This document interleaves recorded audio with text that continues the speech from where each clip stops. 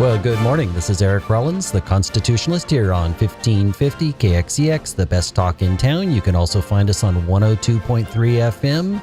And for the local shows like this one, you can find us on social media, on Facebook, Twitter, Rumble, Truth Social. Today, I am excited. I'm lucky enough to have a local hero. You know, a lot of people go through adversity, but they don't take that adversity and turn it into something special. And I'm sitting across from somebody that I truly believe is doing something special. She's doing God's work. It's my honor to introduce Debra Rush of Breaking the Chains. Welcome. Thank you so much, Eric. That is so humbling. I really appreciate that. Thank you. Well, you are welcome. I'm glad you're here. Now, you've got first of all, let's get just kind of a little bit of a background, not necessarily your background, but what does Breaking the Chains do? What do you focus on?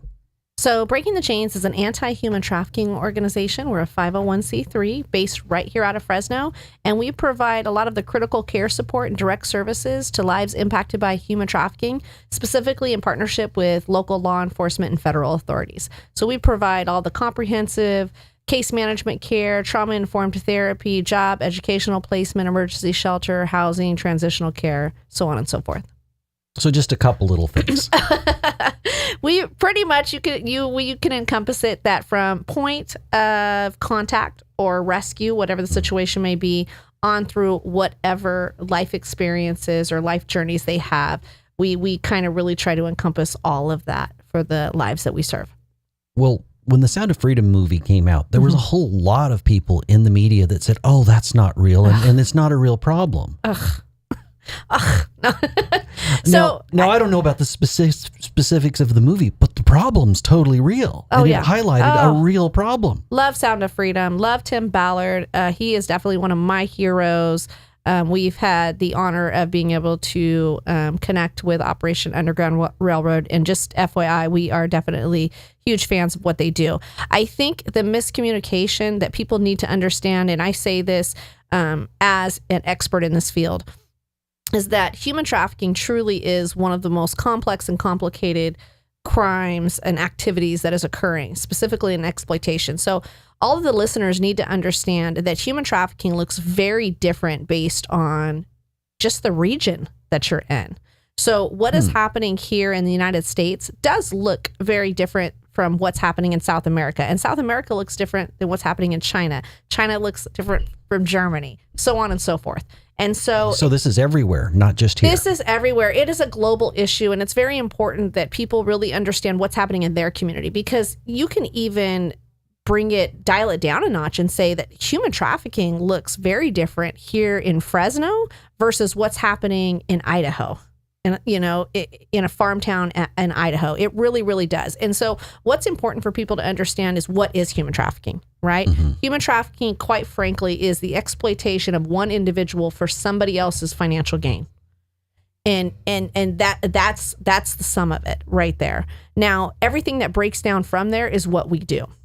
So I would speak directly to what's happening here in the Central San Joaquin Valley. Here in the Central San Joaquin Valley, for example, we've seen that the criminal organizations, gangs specifically, have really monopolized human trafficking as their number one funding source. And not drugs. No, not drugs. That is one of the big misconceptions. And we are starting to see that through a lot of major metropolitan cities that have really large gang issues, is that gangs operate like businessmen, right? It's about profit and loss, risk and benefit. And from that place, they resource accordingly. Mm-hmm. And so, when we say Nancy Reagan, what do you think of? Just top of your head. Don't think too hard about it. Nancy Reagan. Don't say no to drugs. That's right. That's what I was waiting for. Right. Exactly. Right. And we get that across the board. And so Nancy Reagan really helped usher in the war on drugs. And that war on drugs, regardless of how we feel about California penalties, which are incredibly watered down, but we'll save that for another episode. Right. Right. We know that, there's a point in time where, like, down south in the Midwest, under a gram of methamphetamine can give you a life sentence in prison. So to say that the risk really outweighed the benefit is, to say the least. And so what really happened is that criminal organizations over time begin to realize that you can sell a bag of drugs one time, you can sell a child or an individual over and over and over and over again. If you are pulled over or caught in possession of some sort of narcotic, making it, you have it, whatever, the chances of you going to prison are pretty high. Where if you're simply pulled over or it's not obscene to be walking down the street with another individual. So there's a lot of complexities and nuances that people really need to understand before they make judgments, wrapping back to like Sound of Freedom. What we see, and I would say just for those listening back, talking back about Sound of Freedom, is the biggest difference in what we see there and what we see here is, I guess, talking about what human trafficking is not here in America. So Breaking the Chains is the direct service provider, like I said, to local and federal authorities. I am also a post facilitator, which means for the Peace Officers Association. So I train law enforcement throughout the state and throughout the nation. And wait, so you work with law enforcement? every day. And it's really important. We've had lots of conversations for people to understand is that we have had 0 cases. I don't want to say that there is 0 cases in America, but we have had 0 cases of the white van analogy, right? White van pulls up, snatches somebody, the Sherry Papinis of the world, right? Right. Those make big headlines, but you're saying they don't happen much in this county. Yeah, in this nation. In America, right? We don't really see that. What we're seeing is alluring, right? We're seeing technology-based trafficking. So we're seeing where kids are being lured out under social media. What we do know is as a nation, we have desensitized our children to sex and violence and begin to normalize that behavior, making them low-hanging fruit. Where in South America, you see something different. You see a country where their government is corrupt, right? There's not, just like you. Well, we're not that far behind them there. We're not that far behind them, but we do have task force that will go in, and there are some level of consequences. So bottom line, not to get too lost in those weeds, is the criminal element here has to dance a little bit differently than the guerrilla armies and cartels of Southern California and other places. So again, Sound of Freedom, extraordinarily great movie. The entry is a little bit different than what we see domestically, but what's happening is exactly what's happening in Fresno. And I want that to echo for those who have seen it. The shame, the violence, the magnitude and the impact that is happening on these children and these youth and young adults, that's exactly what's happening here. Just the getting them there is a little bit different. So what place does drugs play in all this? Because I imagine a lot of people's perception is, well, not necessarily with children, but with adults. They got lured in with drugs and started with trafficking. And we've talked before, so I know I'm wrong, but I know that this is still the thought because I've had this conversation with a lot of people. What's the reality of what place do drugs play in this? Oh my goodness, that's thank you for bringing that up, Eric. It is definitely a huge myth. What we know is these numbers match Breaking the Chains, which, Breaking the Chains has at this point served just over 2,700 victims here in the Central San Joaquin Valley. And so our numbers match national statistics, which tell us that the average age these individuals are exposed or entered into human trafficking is between 12 and 14 years old. Now, we may be seeing them with our own eyes once they're brought out of those back doors, because children are, if we seen a child walking down Blackstone or Parkway or something that was, this would raise alarm for most citizens, right? And so those things are happening under the cover of darkness. And so we're not seeing them emerge, if you will, until young adult, late teens. And by that point, we're knowing that drugs are post-trafficking. So again, average age that people enter is between 12 and 14. For 82% of our victims, drugs was post-trafficking. That's so important, meaning drugs was brought in by the trafficker not only to help them be able to manipulate and control them, but to bring in that dependency upon that trafficker. They didn't start with an addiction. No. They started because they weren't wise. Right. And you can't expect kids to be wise. Right. We have an obligation to protect kids. Right. That we, on some levels, fail miserably at whenever we stick an unmonitored device in their hand. So, yeah. So no, I really appreciate you bringing that up. So yeah, for those out there to know that you're seeing the after effects of something that's very, very tragic. And again, when I repeat, because I really want people to hear that, is I don't care if you see an individual out there that may be engaging in these type of activities that is, 20 or 50, they most likely entered into this between 12 and 14. And whenever you consider the fact that we didn't even start having this conversation about human trafficking, it wasn't even a term that we were using or Right. associating anything to, only within the last 10 years, how many people slipped through the cracks before that?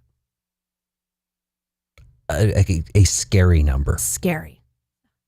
Like my mind really doesn't want to even try to figure that out. I'm just glad that there are some people trying to fix this. What if somebody was interested in your organization and helping? Are there outlets to do so? Absolutely. You can go to btcfresno.org, and that's the acronym for Breaking the Chains. So that's btcfresno.org. Go to our website. First and foremost, I hope that everybody out there understands what we do is so critical to our community. Human trafficking, just as was stated in the movie, is very true. It is the one of the most profitable criminal enterprises on the planet, and number 2 only to drug sales. And so that's huge for us right now. And it is quickly predicted to supersede that if something dramatic does not happen and does not change the trajectory of where human trafficking is going. And so we are mostly privately funded. So that is the number one need that we have right now. I tell people it's crazy. If you look at our numbers, our referrals are up, but our donations are down. You know, the economy, inflation, we know what's happening right now. And so there's so many kids out there. A majority of our population is between 12 and 25. That's about 80% of who we serve right now. And they need that. I mean, these are definite. It's terrible. I mean, if you can go on our YouTube page and hear a little bit more about this, but the tragedy that is unfolding all around us while we are driving up and down the street and enjoying all of the freedoms we have here as Americans is absolutely debilitating. Scary thought. Now, some people they'll go to an event and help you with an event, but they wouldn't just give you money. So I know you have events. Can you tell us a little bit about some things on the calendar? Yes. We have some great events. So National Human Trafficking Awareness Month is in January. And so in January we have, and forgive me for not having it right now, right in front of me, you can go to our website. I believe it's January 16th, but we have the annual Pledge to Stop Trafficking. It's a great event. We actually partner with other anti-human trafficking organizations, prevention, education, and law enforcement, and we all gather out on Shaw and Blackstone. And you can come out and help raise funds and raise awareness, and those funds are distributed amongst those groups. So another great way to get involved. We are at our 10-year anniversary. So on April 18th at the Clovis Veterans Memorial District, we have our beautiful, elegant, oh my goodness, it's amazing, local dignitaries and influencers, as well as a lot of our survivors are there. We'll be having our 10-year anniversary banquet. And then the most fun, the one that everybody loves to put on their cowboy boots and go to, is in September. We have our Forever Freedom event. And this is an event that we host at the Clovis Rodeo Grounds. Okay, I've been to that. Yes. That was a lot of fun, folks. You should go out. So much fun. Live music every year from Chris Curtis and the Wild Horses. I am a groupie, so shout out to Chris Curtis. Love them.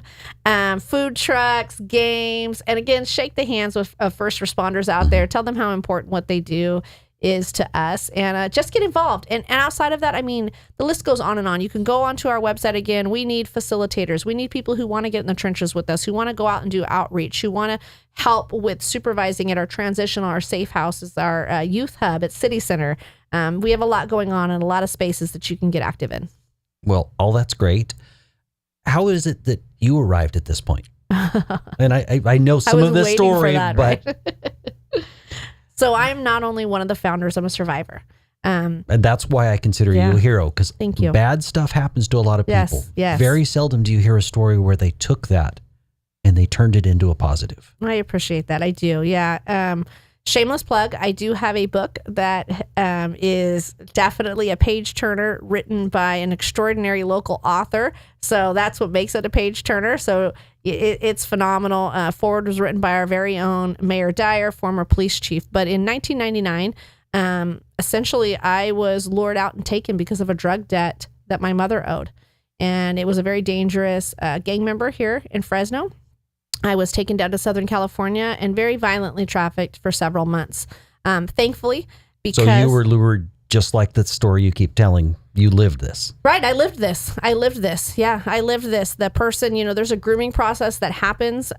This person was, my mother was on drugs, and he just really preyed on that vulnerability, that space I was in with my mom. And because of that, I was able to just go through a situation that most people couldn't even imagine. And again, get the book, because it is such an extraordinary story, but it will also give you the history of breaking the chains and what happens. But it was through a Fresno police officer that I was able to find my way out, which also makes our connection and to law enforcement so important. I think that we do not realize what a critical role we all play, but without them, none of this is possible. None of us are going to run inside of these homes and get these kids out, right? I should say, I would very like few to believe of us. I would be brave enough, but it would be a real challenge for me to do that. Be a real sound of freedom. Yeah. Say thank you, Tim Ballard.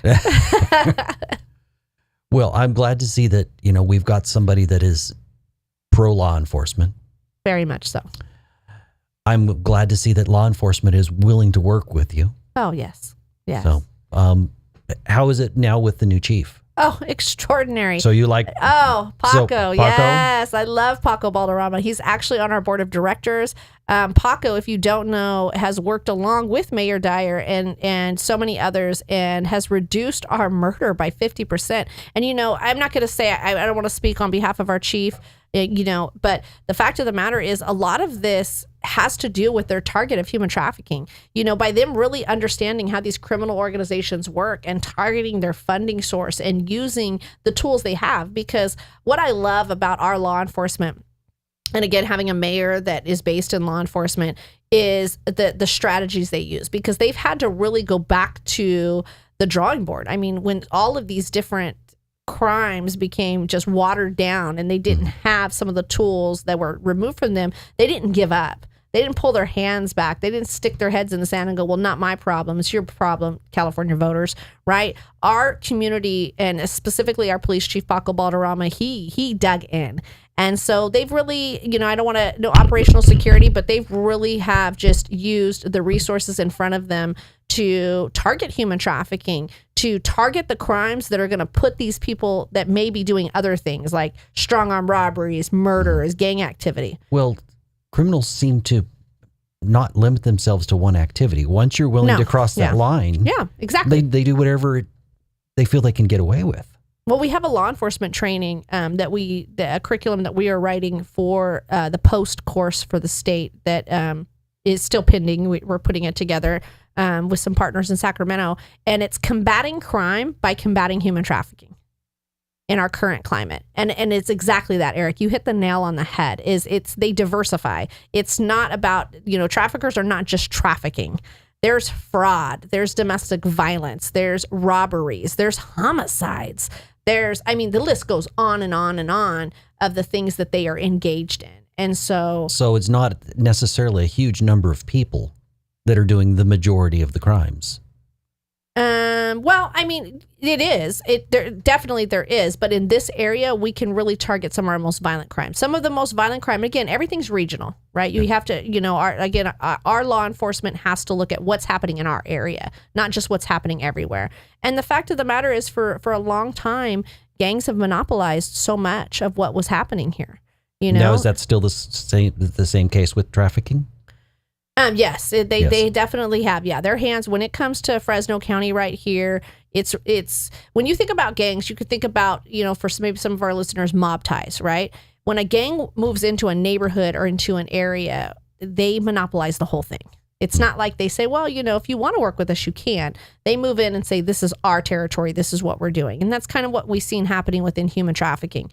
And so if you look at what's happening right now, the murder reduction alone, right? The crime reduction that is happening as our chief has really targeted those gangs and really just beefed up our magic and has just been like, look, we're not tolerating this. I don't care what's happening at a state level. So, it's been remarkable. Obviously, Fresno's the largest city. About half the population of all of Fresno County is in Fresno. Mm-hmm. What about Clovis? We're sitting in Clovis right now. Mm-hmm. What's your relationship like with the chief Clovis. Yes. Oh my goodness. Love Kurt. Yeah. Kurt Fleming is absolutely amazing.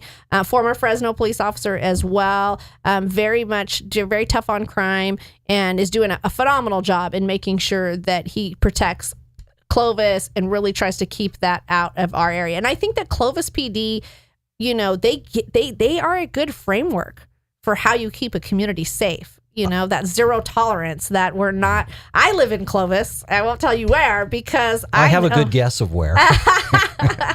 But I like the area that I live in because I don't have to. I don't have the same worries. So I live less than a mile away. Just due west of you. Literally just due west. And I had a neighbor that had a kid that had some problems. He wasn't a terrible kid, but he had a failure to appear on a drunk driving. So I'm driving into my little cul-de-sac and I'm like, what's going on here? Because here are 9 cop cars. And I pull up and the cop's like, what do you need? I said, well, I live right here. Do I need to go away for a while? He's like, nah, no big deal. Park in your driveway. Let me move my vehicle. So I spend like 10 minutes talking to this guy. There are 9 cop cars. They were not anticipating a problem. They didn't have a history of a problem with this kid. They weren't busy at the moment. Clovis decided the best way to have a no problem and have people broadcast the fact that they don't mess around is to go enforce. Right. How many people are going to mess with 10 cops? Right. Nobody is. Right. And everybody's going to be like, oh. Also, when I go to places, this doesn't happen much in Fresno. Now, I'm not trying to knock the Fresno PD. It's just that they don't have as many resources.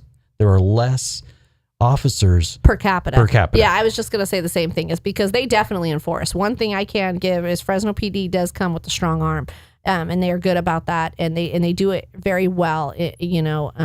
I have to say that I very much honor our Fresno police officers, but they're working at a much higher with a much higher population. So when you look at officers per capita, it's a huge difference.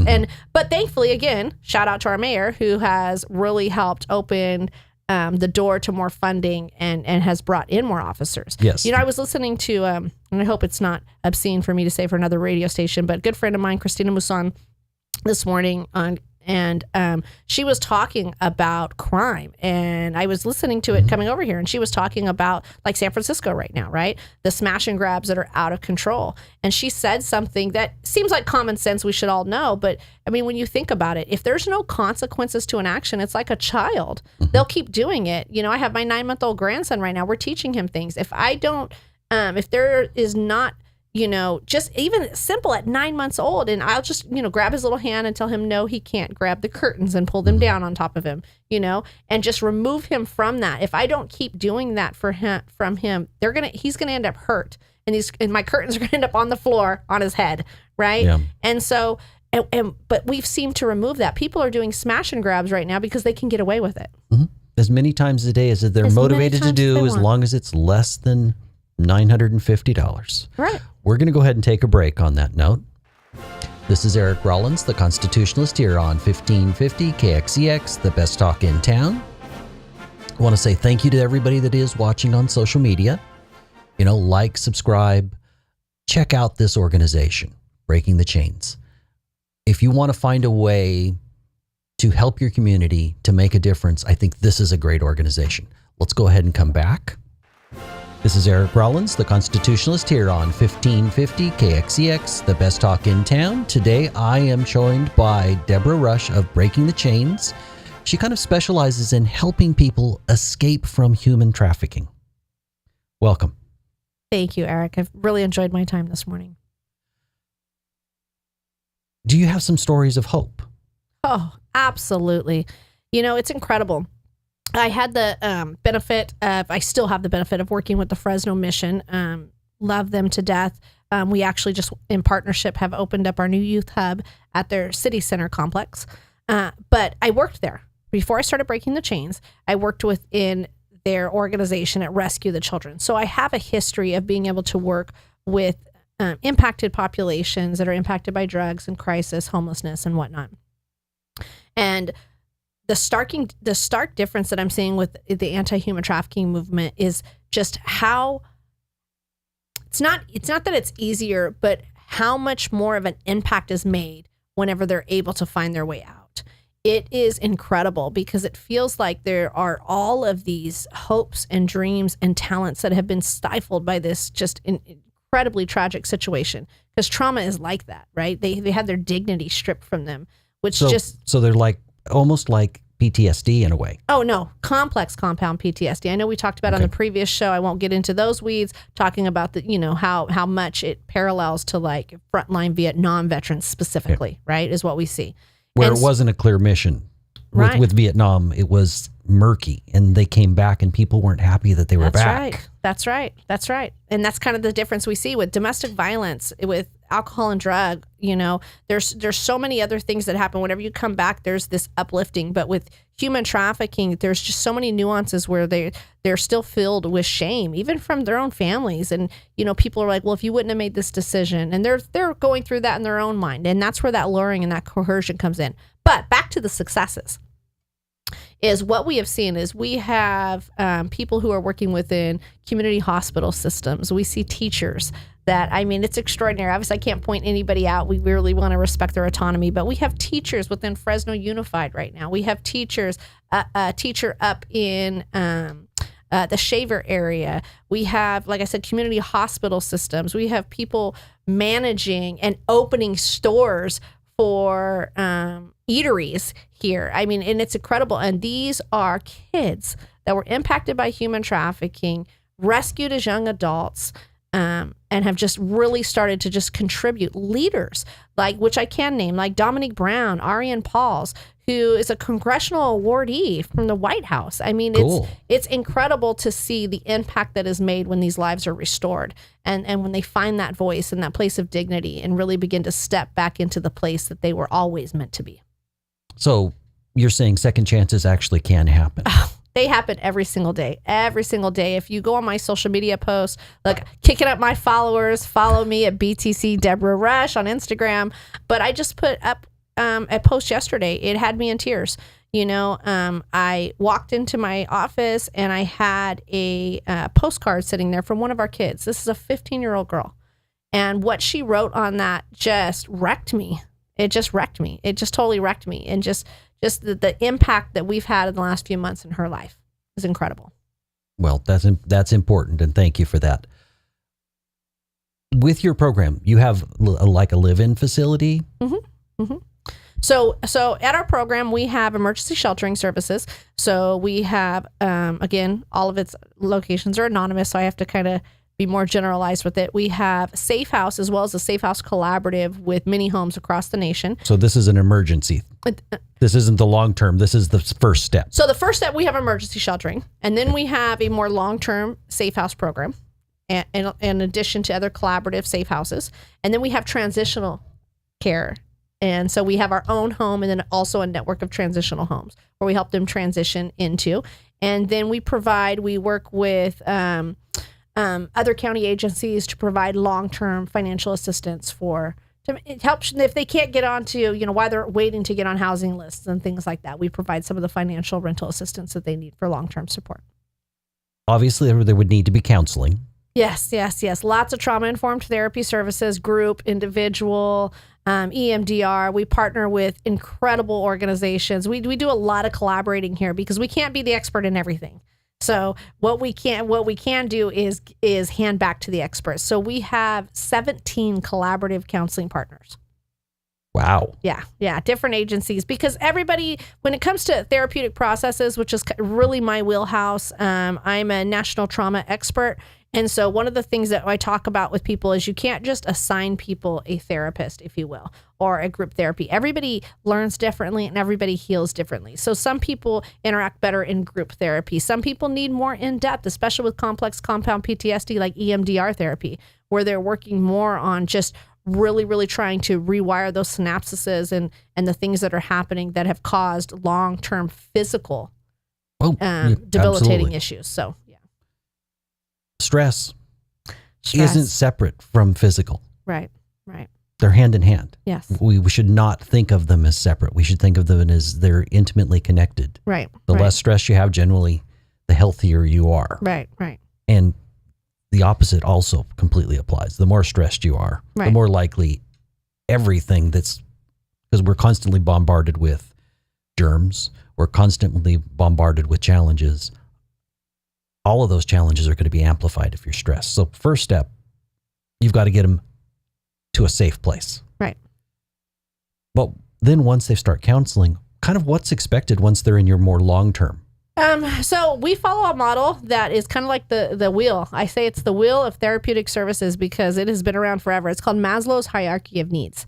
And so Maslow's hierarchy of needs is very simple. Every social worker out there is going, yes, I know about it. I learned about it week 1, right? And it just basically says that you have to meet the most immediate need first. Essentially, if you're sitting here right now and you have a headache, you're not going to want to do this show with me. Right. So in order for us to have a healthy conversation that you are engaged in, we need to give you an Advil and get rid of that headache, so to speak. Right. So we deal with the most pressing issues first and move forward through that.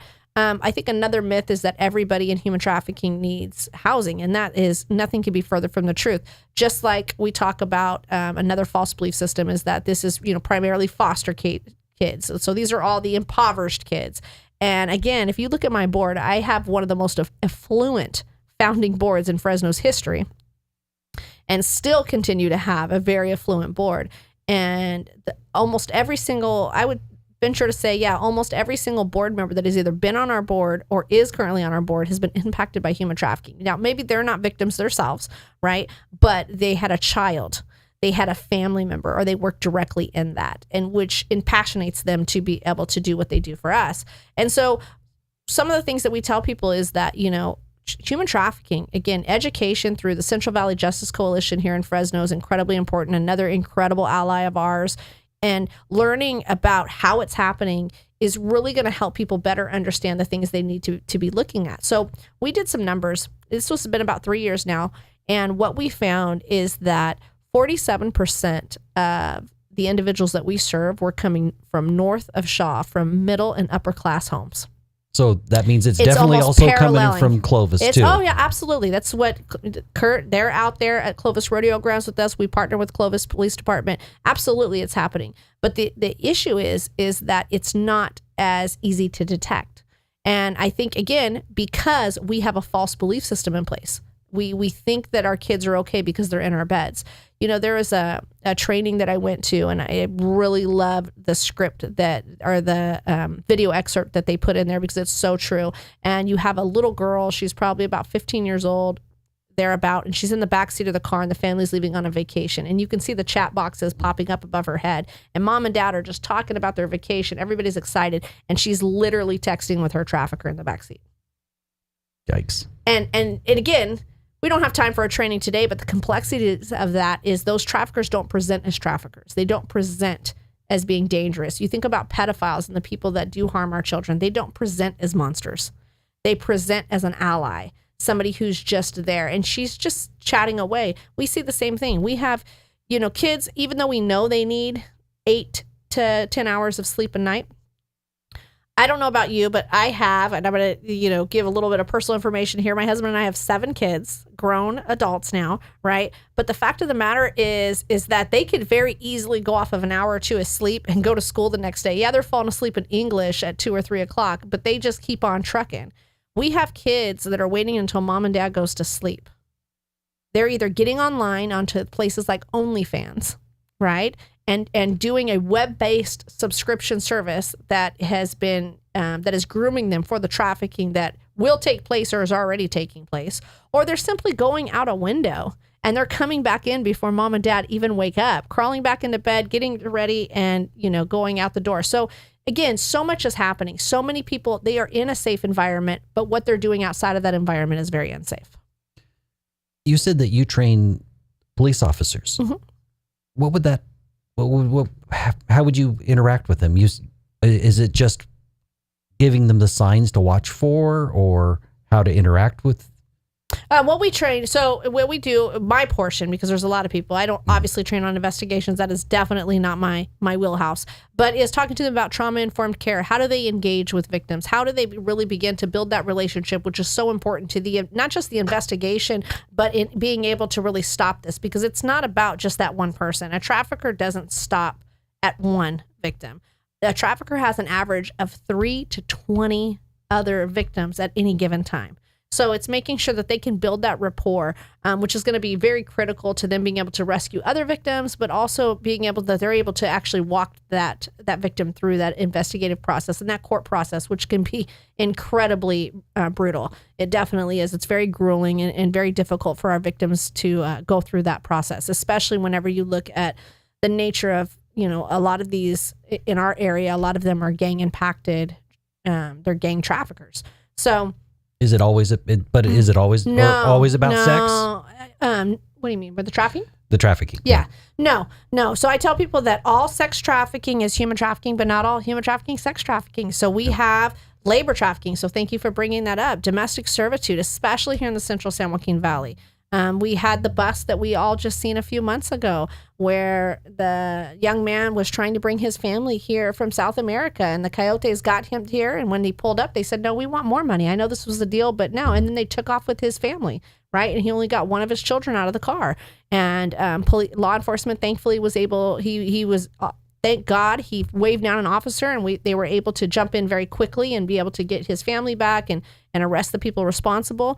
We have flower vendors. I can't talk about a lot of different details, but we see it within hospitality, and we have victims as well. So right now, 11% of the victims that we serve out of that number that I gave you are labor trafficking. Okay. We believe that labor trafficking is even more prevalent than what we see in the sex trade, but that our foreign national victims are less likely to report for fear of deportation and having a lack of understanding of what their rights actually are here in this. Are most of them English as a second language? For a lot of them. Yeah. That would make it a lot harder to know your rights or even understand that, when you talk to a cop, most of them are really good people. Wow. Well, and then you have to understand what their comfortability level is. I mean, when you've come from a culture specifically, so I'll kind of turn a page and talk about our brothels and our massage parlors.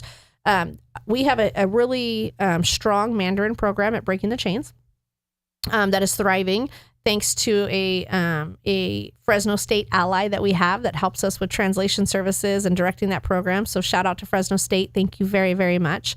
But it's extraordinary what we have learned in working with the Mandarin population is in China, the way that women are viewed and girls are viewed right from birth is that they have one purpose, and that is to procreate and please, for lack of a better purpose, right? And better term. And that's just really putting it in crayon for you. And so because of that, it is very deeply embedded in them that this is my value and worth. And then the way that they are treated there in China is horrific, right? We know that a lot of little girls are even killed at birth just because they don't even want the girls in the family. So, but that is so deeply ingrained that when they get here, it's almost, and I want to put this in the right terms, it can almost feel like initially like they're like, hey, mind your own business and leave us alone. You might not agree with what we're doing, but this is way better than what could be happening back home. So there's an acceptance of it.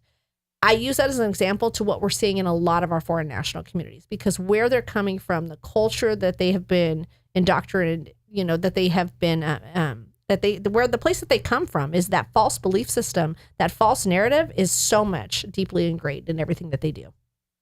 That's really scary. We're going to go ahead on that note and take our last break.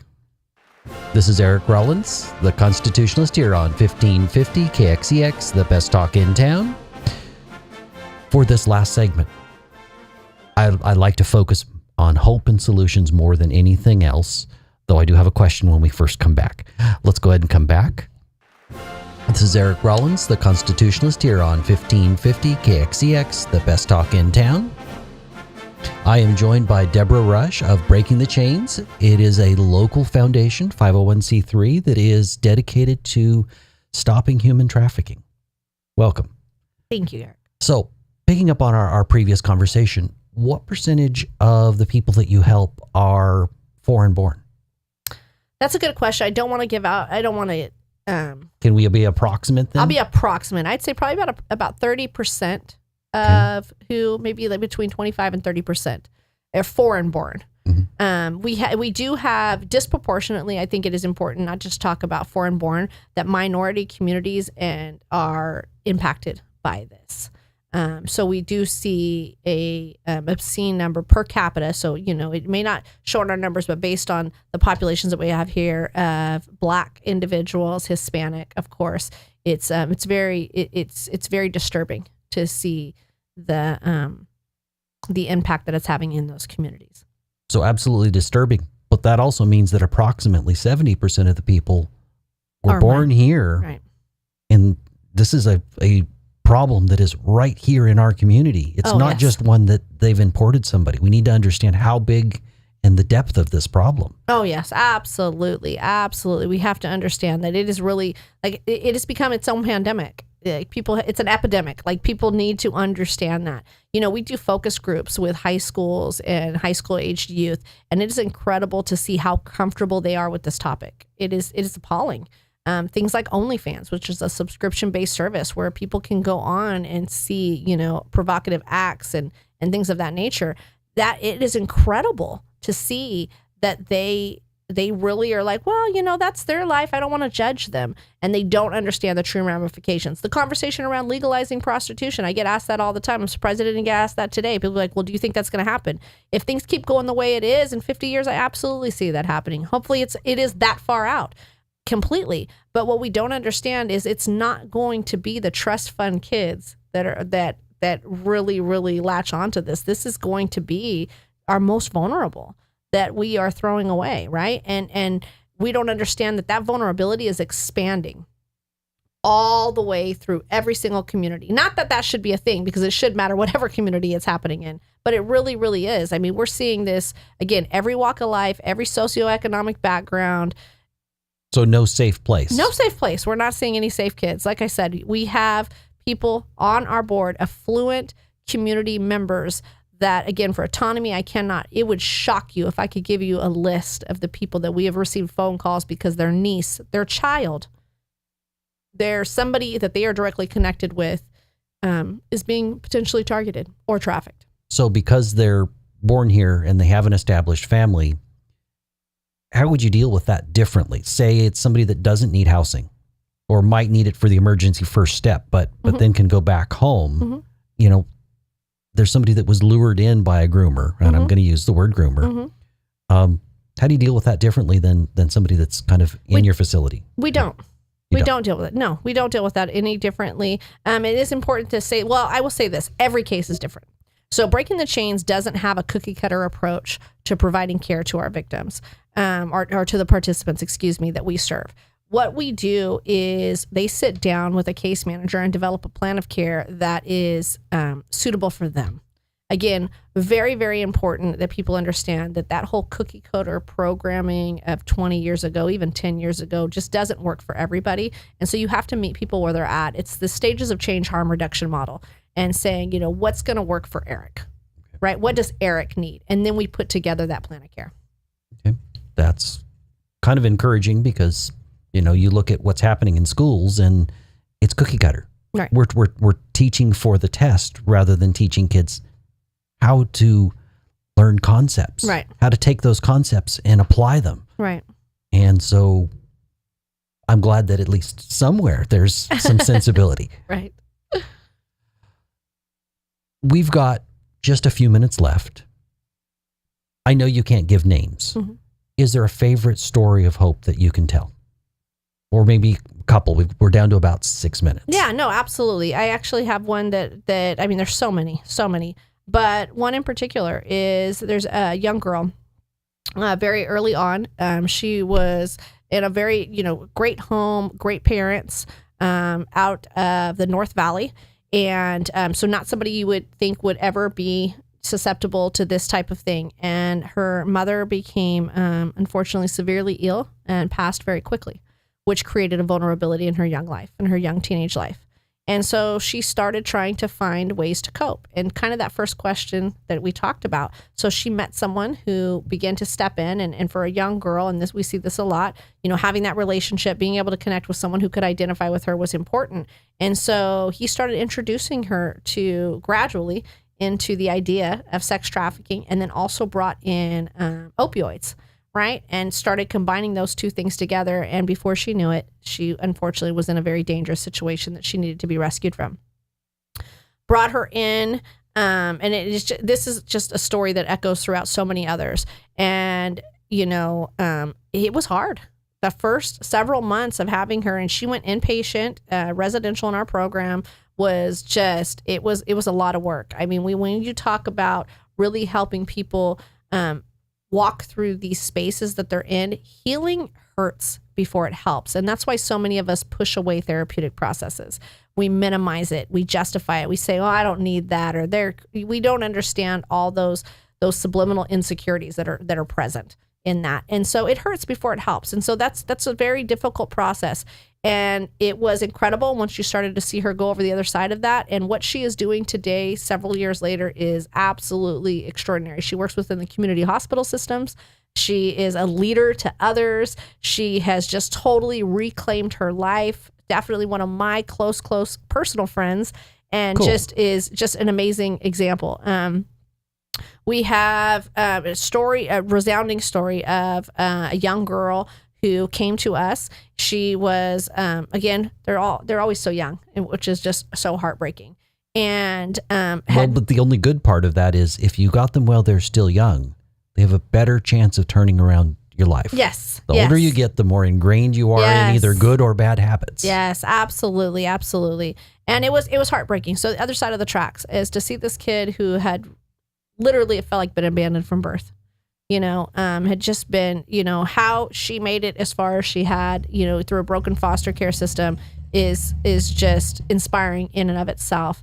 I encountered her sleeping in a broke down van in West Fresno, and only 14 years old, and had more life experience than I probably do at 40 some years old. I won't throw an exact number out there. Right.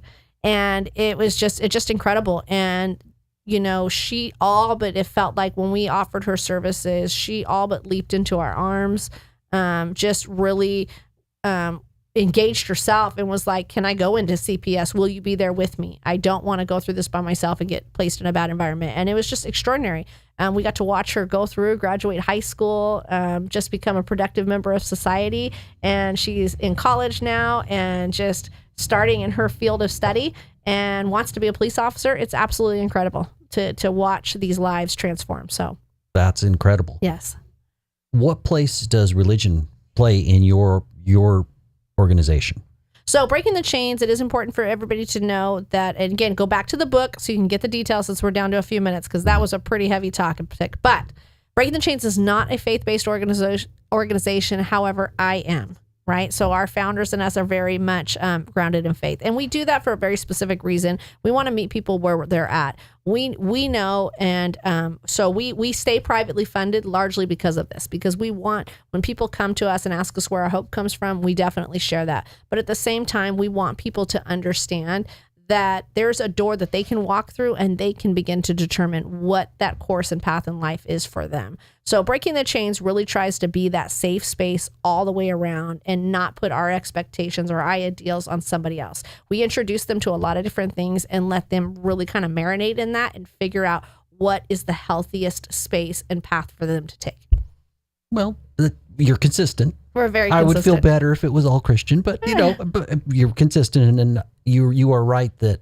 And that's where I want to turn people back to the book, because I want you guys to understand, I have a faith-based book. Is when I was rescued, I hated God. And so when you ask that bee's nest of a question right there, you need to go in and see that. The first place I went to the church, and I'm a pastor's wife of a hellfire and brimstone pastor, let me tell you, right? I'm a pastor's wife. And so obviously I am there, but it was so important to me that coming into this place where these kids have experienced the most brokenness our country has to offer, right? The depravity, as bad as depraved as a human can get, that they weren't met with look, which unfortunately the church doesn't always do well. No, I was met. Any human organization, there's a percentage of it that just fails. It fails. And so we don't want them to be disheartened because they have a false belief system about Christians and say, I don't want nothing to do with that. I can't count how many times FBI just called me recently and was just like, we have this person, but I want to make sure you're not faith-based because they don't want a faith-based. And I hear that time and time, and I'm like, we're not. And then they come through, and then a few weeks later, they're like, where does that hope come from? And that might not be their exact words. And then we're able to share the gospel. We're able to share the power of Christ, and they are making a choice. And I'll wrap it up here. In a life where all their choices have been taken from them, we're giving them that freedom back. Well, I am thrilled that you're in this fight, because really it's kind of a fight for their souls. Yes. We have just about enough time to give your organization's contact information one more time. Yes. So please go to btcfresno.org. Again, that's the acronym for Breaking the Chains, btcfresno.org, or call us directly at 559-492-1566. Well, I thank you very much. This is Eric Rollins, the Constitutionalist, here on 1550 KXEX, the best talk in town. For our social media audience, any final thoughts or... Yes, please go like, share, follow Breaking the Chains Fresno on all social media platforms. Well, I sure think